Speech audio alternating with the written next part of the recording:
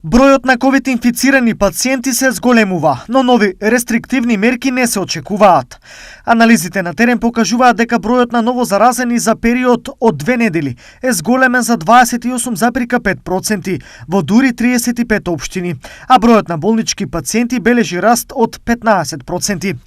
Ова денес на пресконференција го посочи министерот за здравство Венко Филипче, кој најави дека состојбата детално ќе биде анализирана во петок на состанок на Комисијата за заразни болести. Во однос на мерките, ќе ги слушнеме предлозите, ќе ги слушнеме согледувањата. Тоа што јас можам да кажам, еден дел спомнав и сметам дека треба целокупните процеси да продолжат со превентивните мерки и инсистирање механизми да се зголеми процентот на вакцинација.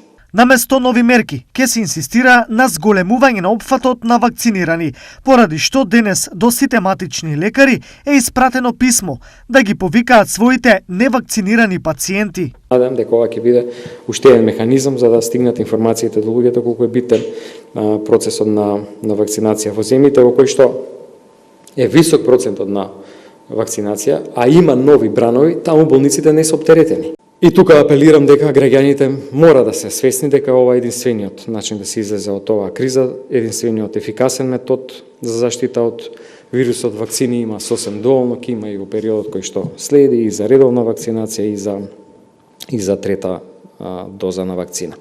До сега се аплицирани над 1,6 милиони дози вакцини против ковид. Во моментов, поради COVID-19 се хоспитализирани 518 пациенти, што е за 6,4% од активните случаи. Во следната недела ќе се прави секвенционирање за да се види со кој сој се заразени активните случаи.